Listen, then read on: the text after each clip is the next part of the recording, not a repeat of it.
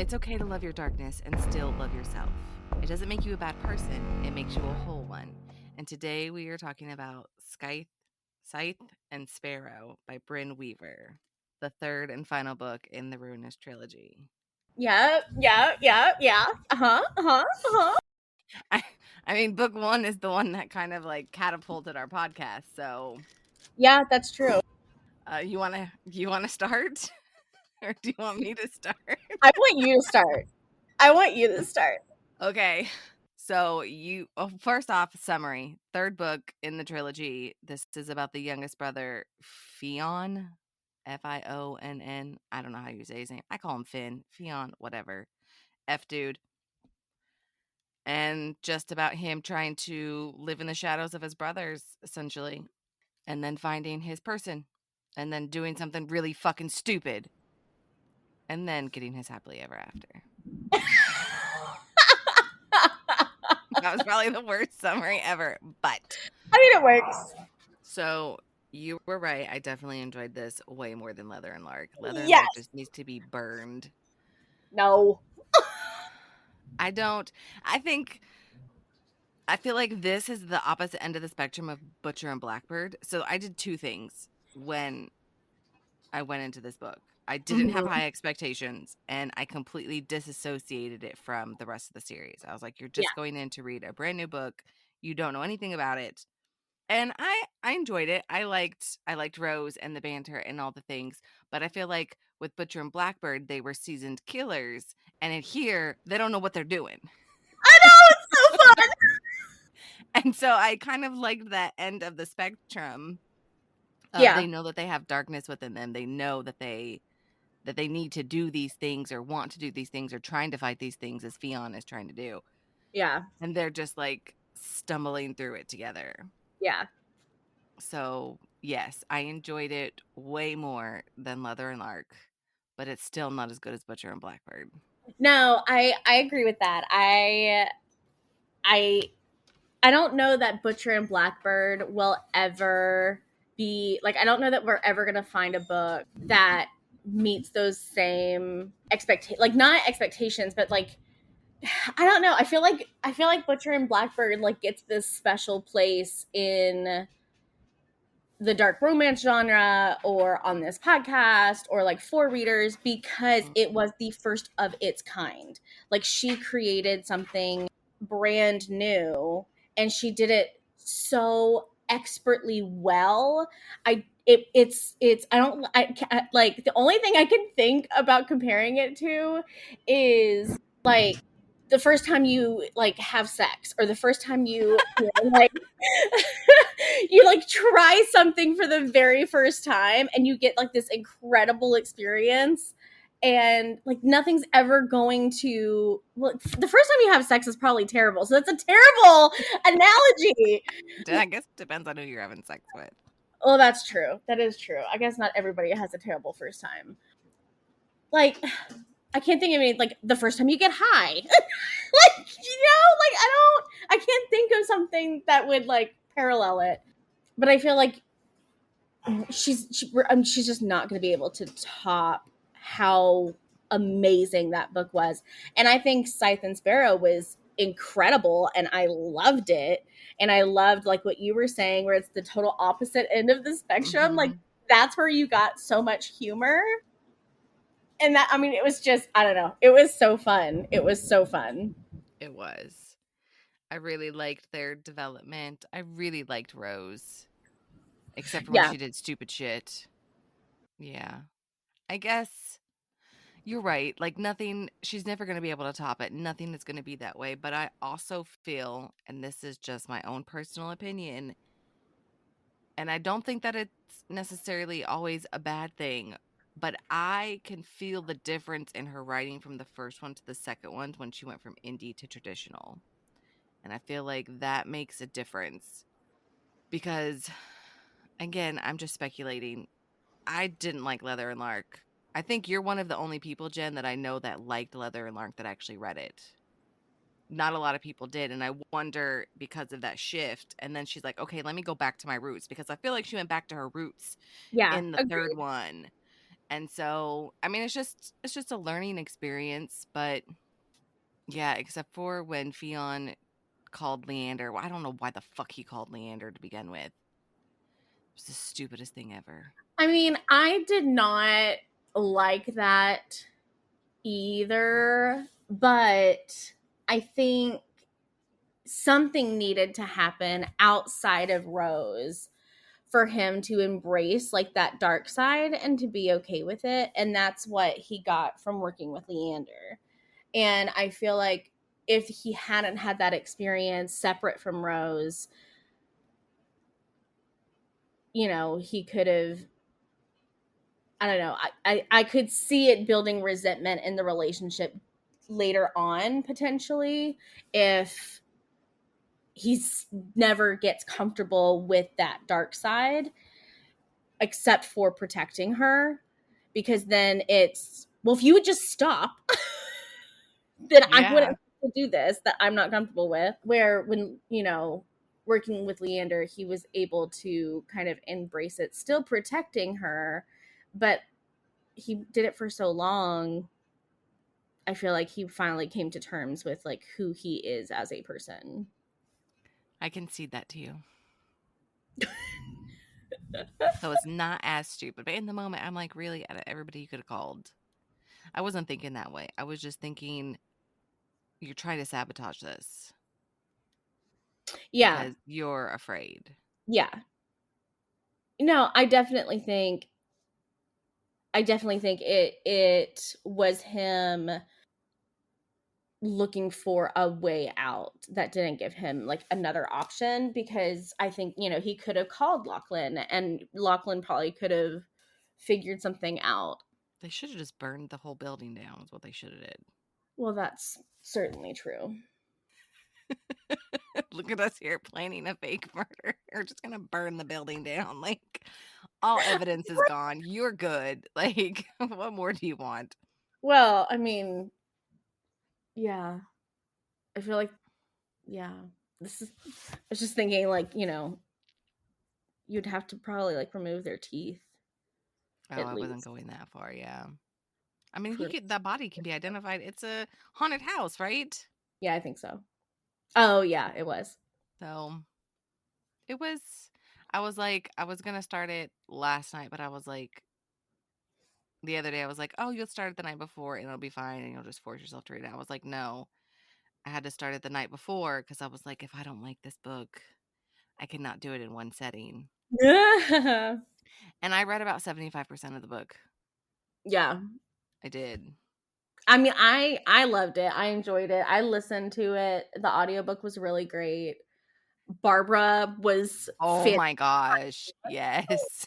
I love Barbara. Yeah, I think I loved Rose more than anything when Yeah. she would be like talking to people and he's like, how the fuck do you know this person? She's like, dude, I went on a walk. He's like, I've been here for like 4 years. I don't know nobody. Okay. Yeah, my favorite was when she kidnapped and like something happened and like you had the biker that rolled out for her and oh wait, no, that was a different book. Never mind, just Yeah, kidding. I don't know what book you're talking about, but now I want to read it. It was that Catherine Cowles book. I think I sent you. It's like the true crime podcaster. Did I tell you Oh, about that one? you sent me like 2 or 3 books. I don't know. I have to look.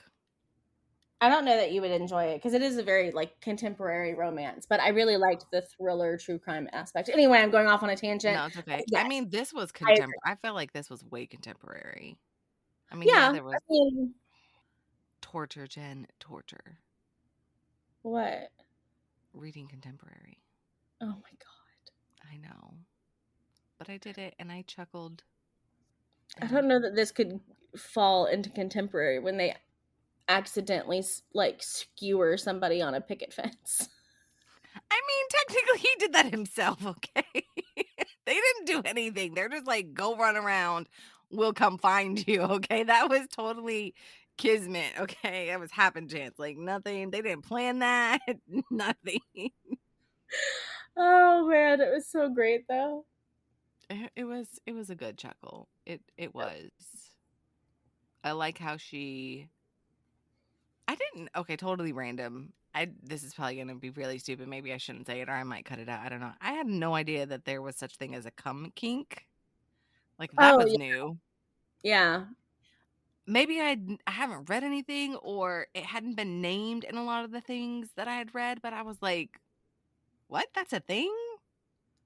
That just shows yeah. my ignorance. No, I don't know. I mean, I've But never heard it. I've never heard it be like a cum kink, but oh, okay. But I just felt like if you're going to announce it, that maybe you should do more than just I don't know. I don't know. It was weird. I mean, I guess it wasn't. I think it would have been fine if she hadn't named it a cum kink and be like, "Oh, they're just having sex." right, yeah, Like I don't understand. That's all that they're doing. yeah.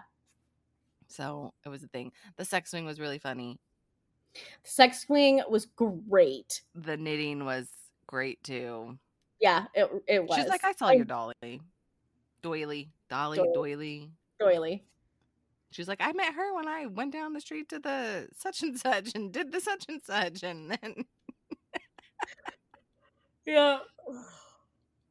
it was cute. I'll give it that. It was. It was a lot of fun. I had a lot of fun reading it. Definitely felt like it was going back to the style of Butcher and Blackbird. And Hmm. okay. So did you get to the epilogue? I read all Like the epilogues, all three of them. so I'm so excited for her book. I'll let you read it. I'm really excited. I I liked the little glimpse that we got. Okay, and I'll tell you why I'm hesitant, because at the end of Butcher and Blackbird, we had this whole theory about who this person was that was stalking them, and hopefully it was the killer in the mountains, and it was going to be this whole great thing. And we get to book 2, and it was a total letdown of what. Yeah. So Yeah. I have no expectations of this new coming out. You read it, you know me very well. I will trust your opinion. No, no. Because we could sit here and speculate, "Oh, this would be so great," and then we're like, "Really? That's what you're doing?" I mean, Yeah. hey, your world, you do what you want. Millions of people love it, just Yeah. saying.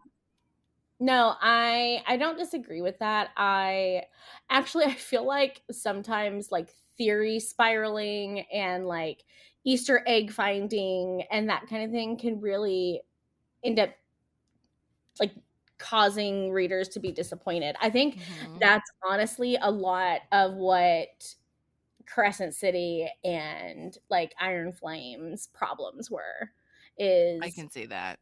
like there were so many theories, so many like Easter eggs, quote unquote, that people are found and like go down this crazy rabbit hole. And and then it can be totally disappointing to Mhm. like not have those things come That's through. true, because sometimes you can go really crazy, but I have to say, though, our thought process for Butcher and Blackbird and what it actually was, even if we hadn't theorized, it would have still been a letdown. I agree with that. I didn't I like I felt like the killer in the second book was not well thought through. Like I would have preferred something, well, obviously, I would have preferred Different. something else, yeah. I'm just so glad I don't have to read anymore. I know that's a horrible thing to say, but It's um, not. it's just and it's really yeah, yeah. It was just too much, too long, and for anybody out there listening, you can totally skip book 2. I'm just saying. I mean, you could. I enjoyed it, but I know. it does not read the same, it's not written the same as Butcher and Blackbird and Scythe and Sparrow. I don't even think the humor was the same. Mm-mm. No, I mean, it was, I mean, and I think I even said in our episode, like, it was drastically different. Hmm. And I enjoyed it because it was a different style and story and that kind of thing. But having read Scythe and Sparrow, like it's just so much more fun. It is. I'm hoping she carries that onto the new trilogy that Yeah, she's me too. doing. I hope that she does. Not that she listens to this podcast, but I think that you can get a pulse on what your readers' expectations are for your writing. I know that's a hard thing to put on an author, that your readers expect you to have humor. I'm really glad that she didn't do anything stupid like she did with the milk and the pizza in this, because I just thought that that was overkill. I was so Yeah, glad that she didn't do that in this one. yeah, Like the cookies and cream ice cream in the first one, that was genius. Like, worked. You didn't have to repeat it and try and up yourself. I right, feel like yeah, if you just stick to the humor, it'll be fine. yeah, I was so excited. I was like, please don't I didn't even read the trigger warnings or anything. I was like, please don't let there be anything stupid and disgusting in here, please. Like, you've already yeah, done it twice. We don't need it a third time. yeah. You're She trying too hard she at that point. she did like the cotton candy. I didn't see anything wrong with the cotton candy. What's wrong with eating cotton candy while you're getting fucked? Like, Yeah, no, I didn't either. Like, I don't feel like there would like she ruined yeah. cotton candy. I was like, oh, I mean, it's the sounds same like a thing good if time to somebody's me. dribbling honey on somebody or chocolate syrup, or like, Yeah, yeah. I don't, I don't know what else to talk about. It was cute. I laughed. I almost finished it in a single setting, but then I had to go to bed. I'm glad that it's over. I'm glad that she went back to humor. And I really liked how one of the epilogues involved all of them. The yes, happily, when they go to the cabin, yes. because now they're all a part of their competition, and stupid Rowan being all green. Oh my god, that was so fucking great. That was so great. Yeah, that was funny. And I then, love him. because what it was, three epilogues. It was the maps, which was them all going to the cabin to do the competition. Then there was the one with Fionn and Rose, Mhm. and then there was the one for the bonus for the new trilogy that she's working on. Mhm. Yeah. I liked it. Yeah. I It was a good conclusion, I feel, for the yeah. series. Yeah, agreed. Yep, I really liked how everything concluded. I thought it was a lot of fun. The sex was good. Mm-hmm. Chemistry, banter, especially the Yep. banter. Yeah. Yeah. So are And we ready to Barbara. rate? And Barbara. God love Barbara. He's like, Barbara! But Barbara, he's like, no, Rose, she's attracted to sound like a velociraptor. I just love that Rose ended up like taming her. Yeah, she's a pet raccoon. I love it so much. He's like, no, you don't know. This gave me feels for, there's a paranormal series called by Shelly Laurenston. And one of my favorite books in the whole series, the female character, Blaine, always gets attacked by badgers. And Barbara kind of reminded me of that. And so that whole scene, if he's like, no, you don't understand what a drugged out raccoon is going to do to you. Okay. He's like, no, I don't, I think that kind of helped cement it too for me, because it pulled in one of my favorite like feelings from another series. So, but Yeah. yeah, let's go ahead and rate. So, Darkness, 3, I was gonna say 3. Yeah, I was gonna say 3. and then Spicy, there was variety, Yeah. 3, I think 3. and then overall, I'd give it a 3. I give it a 4. I really enjoyed it. I can't remember what I gave Leather and Lark because I feel like Leather and Lark should be a 3 now. And I can look it I up bet really you I gave quick. it a 4. Let's see. On Leather and Lark, if I can get this to load. Maybe, maybe, maybe. Um, Leather and Lark, you gave it a, really, that's the one thing I don't It's have the written one. down. Oh my god, that is so funny. That's yeah. Oh, that's so funny. Let's see, I can find it really quick. Yeah, That's hilarious. that's pretty great. I don't even know where it would be at. It's okay. It's not that No, important. I mean in the seasons. When did we read that stupid book? I gotta scroll so much. You gave it an overall 3.5. Okay, cool. All right, I'm good with that. So then it would make sense that Scythe and Sparrow would be a 4. I also think I could probably drop Leather and Lark to a 3, but whatevs. I think I'm still gonna stick with a 3. I can see it being a 4, but I think I'm being stubborn and I just don't want to give it a 4. And that's totally fine. That is your right. But if I was gonna recommend anything, I would just be like, just read Butcher and Blackbird. Like, Yeah. and then if you want to be more in the world, then read Scythe and Yeah. Sparrow. Okay, I'm ready if you are. Yeah. Oh, right.